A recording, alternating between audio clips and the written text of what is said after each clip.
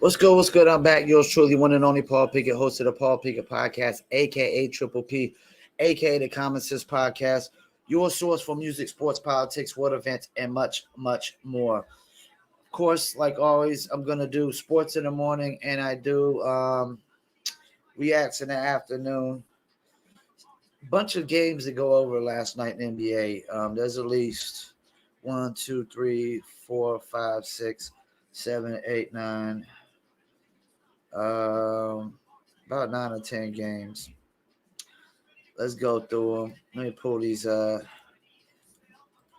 pages. I like to go over the box scores as well.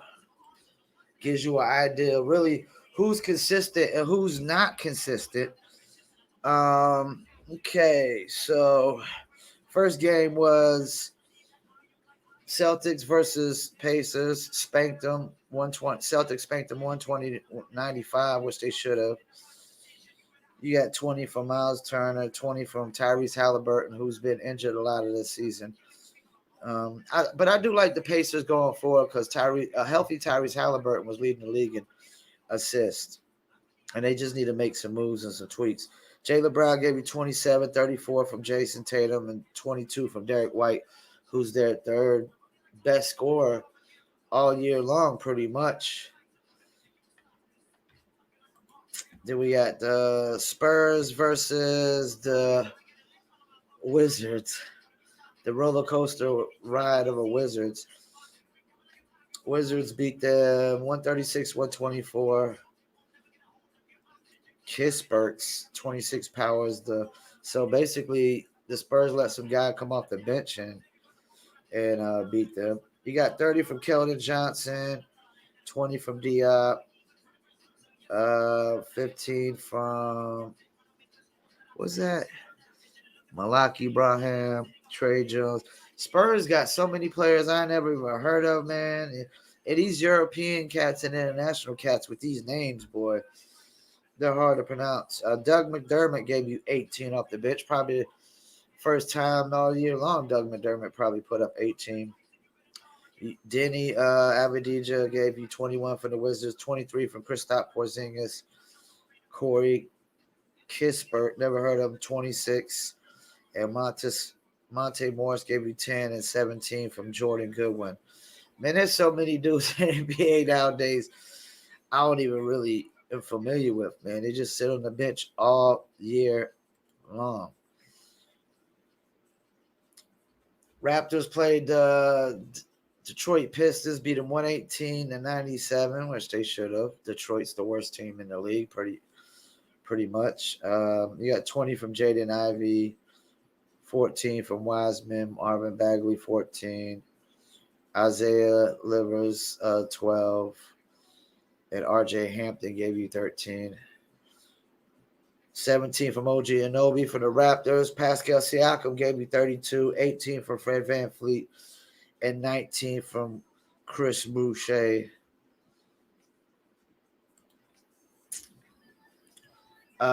Memphis spanked the Grizzlies 151-114. Grizzlies clinch playoff spot with win over Rockets. You had 20 from Jabari Smith. That's like the most points I've seen him put up in a long time. 10 from Kenyon Martin Jr., 13 from Jalen Green, 20 from Kevin Porter Jr., 21 from Tyree Eason. But Rockets, man, they're just putting up empty stats right now, meaningless stats. Dylan Brooks gave you 11 from the Memphis. Jaren Jackson gave you 18,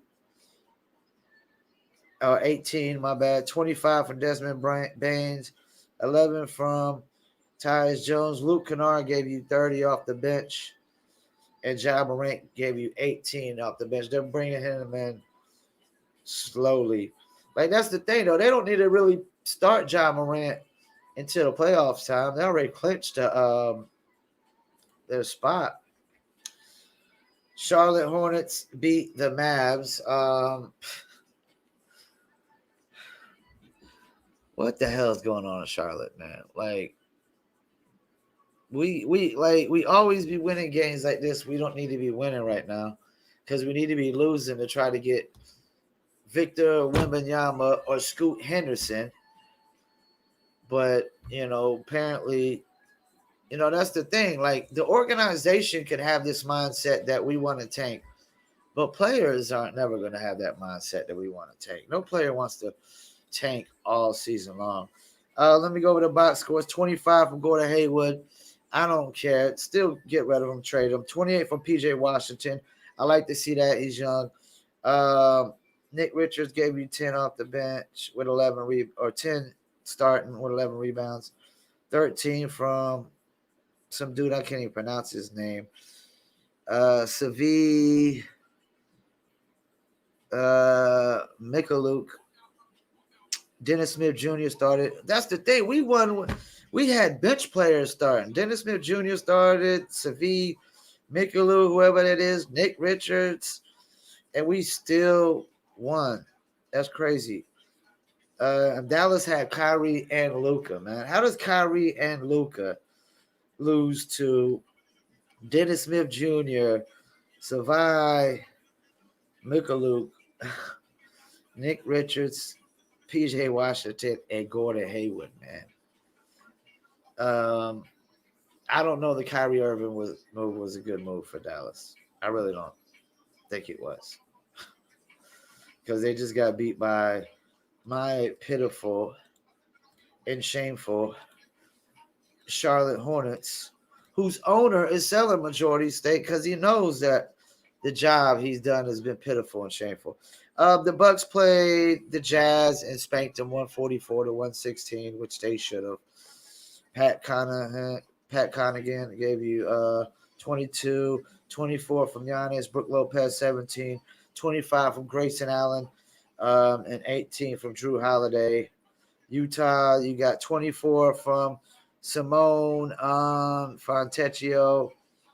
Kelly Olynyk gave you 16, and Taylor Horton Tucker gave you 13, and Johnny Juzang gave you 10. Jazz were looking good at the beginning of the season, but they came back down to earth. And also, their Rudy Gay's inactive, Colin Sexton's inactive, Jordan Clarkson's inactive, and Lauri Markkanen is inactive. I mean, that's literally three of their best players. Three of their starting players are inactive.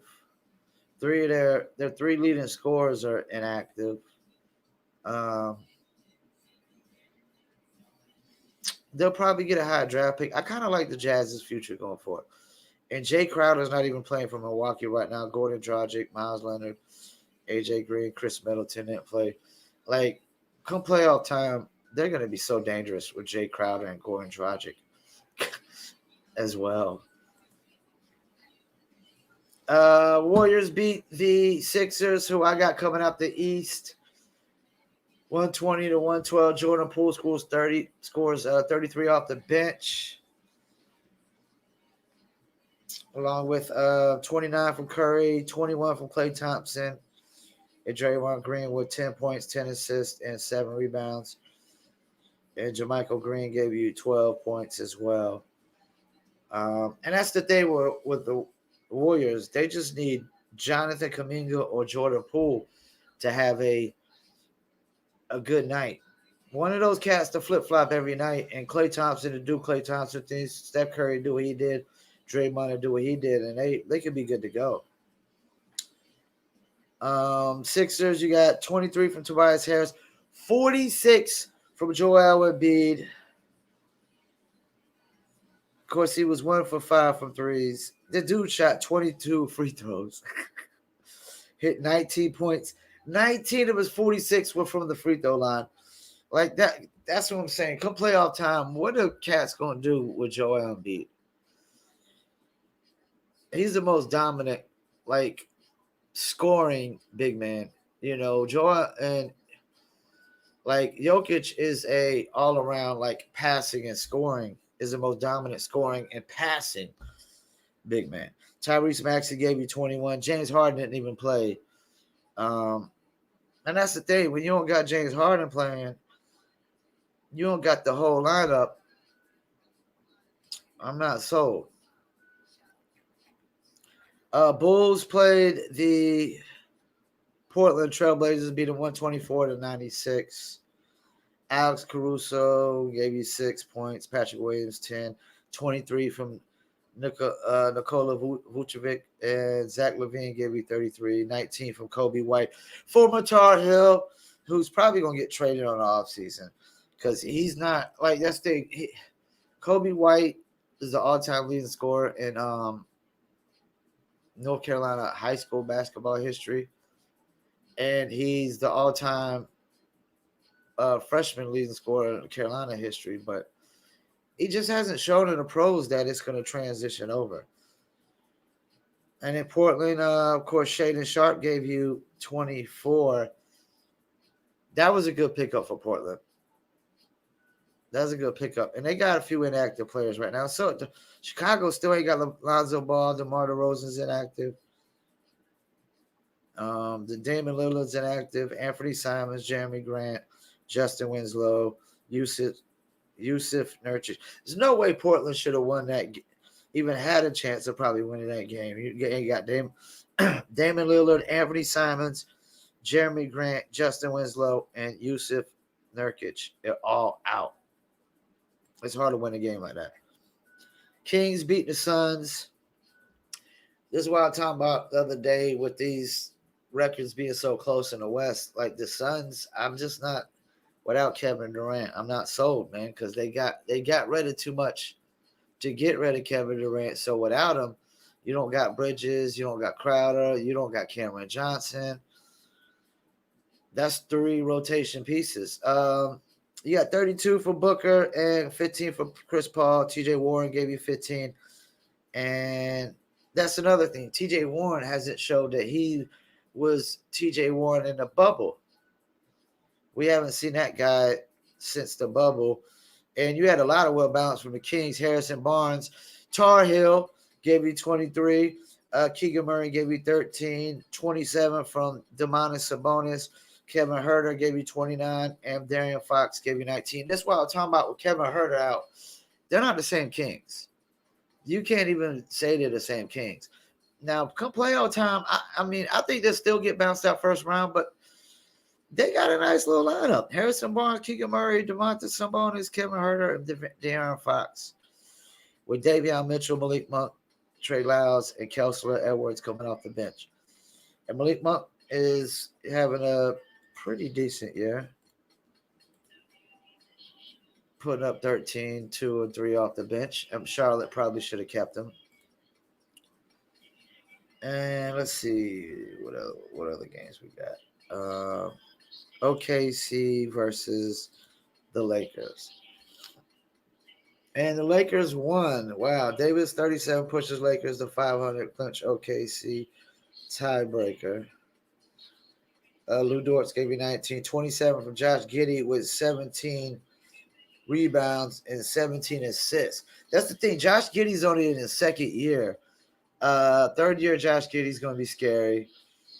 Shea Gilgeous-Alexander is only in his – he's got 4 years experience, so this is his 5th year, which is around the time when players really start to, hit their peak, if they're going to hit their peak, and show really like how much talent they can maximize.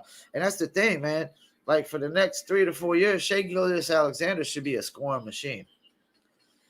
At Lakers, you got 37 from Anthony Davis with 15 rebounds, 11 from Austin Reeves with 6 rebounds and 9 assists. That's the thing. If Austin Reeves ain't scoring, he still could put up double figures in assists.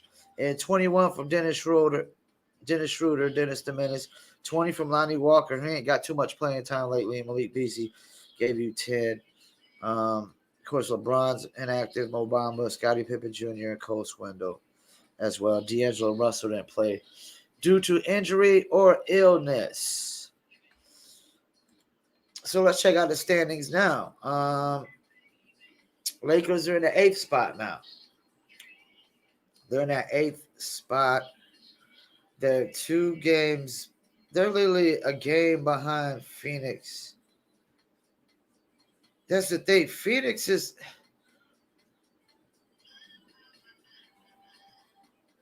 Phoenix is 38-35, and Golden State's 39-36. It's only because Golden State seemed to play one game more so far. Um, can the Lakers get into the sixth spot? It's possible.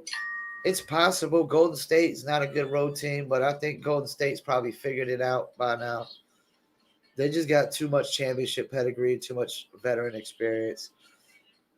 It's possible that Golden State can move up to 5, Phoenix moves out, and Lakers can come up past Minnesota.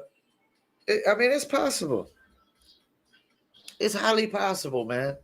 Phoenix doesn't have a Durant. Um, I don't know what Golden State's schedule is going forward. I'm not sold on Minnesota, even though Karl Anthony Towns is back. It is definitely possible. And if I'm the Lakers, I want to get into one of these top 6 spots and not have to do one as play in. And if they get in one of the top 6 spots and I have to do it a play in, it could be like almost a save for the season. It really could. And New Orleans just moved up to number 9.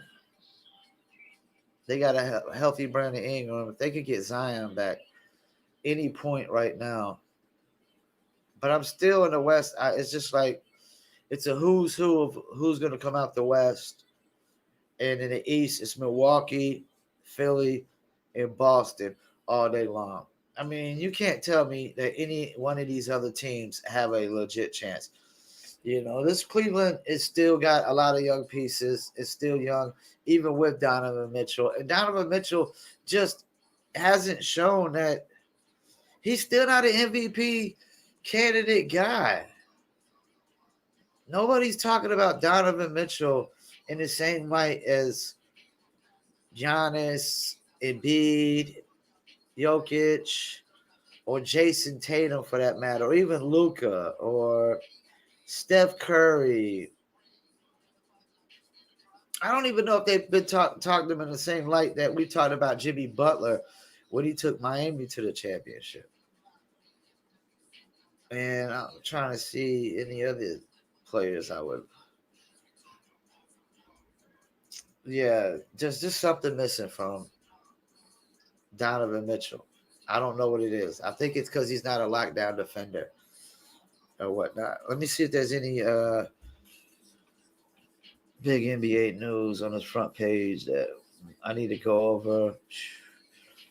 Luke Kennard hit 10 threes. Wow, okay. That's gonna be that was a good pickup for them. Even though I don't like Duke Blue Devils. In NFL, 7 veteran free agents who could still contribute. Panthers trade K to 49ers, Lions at QB. Yeah, I'm not seeing nothing that's really, really significant. But I did say I would go over who I think is going to win. I'm going to go who I think is going to win the division for each division coming in the next year for the NFL. I'm going to start with the AFC East. I'm going with Buffalo again. Buffalo to win the division. Even if Aaron Rodgers comes to the division, I got Buffalo to win the division. Cincinnati to win the AFC North. Joe Burrow is not going nowhere. And he's got Jamar Chase.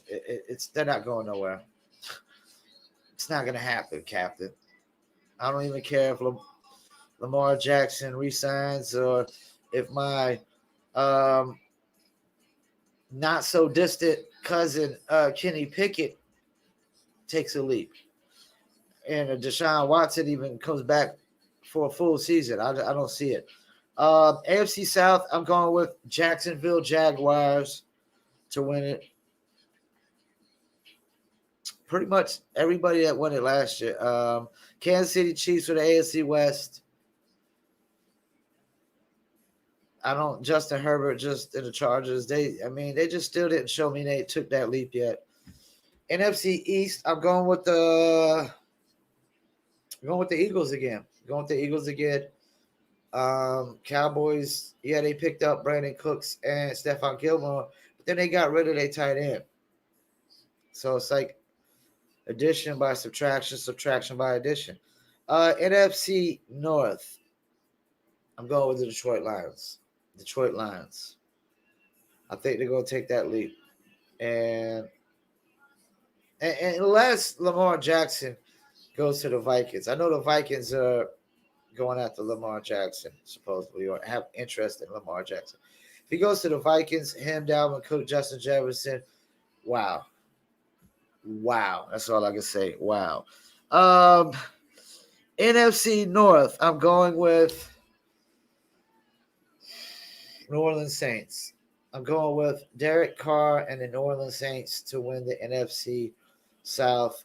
Carolina Panthers and the Falcons are going to be like the bums. I mean, literally, like, look at the NFC North or the NFC South last year. Buccaneers 8-9, Carolina 7-10, New Orleans Saints 7-10, Atlanta Falcons 7-10. I mean, that was just terrible. NFC West, going with the 49ers again. 49ers to win the NFC West. So I got 49ers, NFC West, Saints, NFC South, Detroit Lions, NFC North. I got NFC East. I got the Eagles. Sorry, Cowboy fans. Not going to be able to do it. Not going to be able to pick y'all. I got the Chiefs again in the AFC West, Jacksonville in the AFC South, AFC North. I got the Bengals, and AFC East. I got the Bills. Even if the Aaron Rodgers goes to the Jets, and that could be a really good Dolphins, Jets, and Bills could be a very good division next year. Really could. Okay. Well, once again, I'll thank you for tuning in. Paul Pickett Podcast, and I'm out.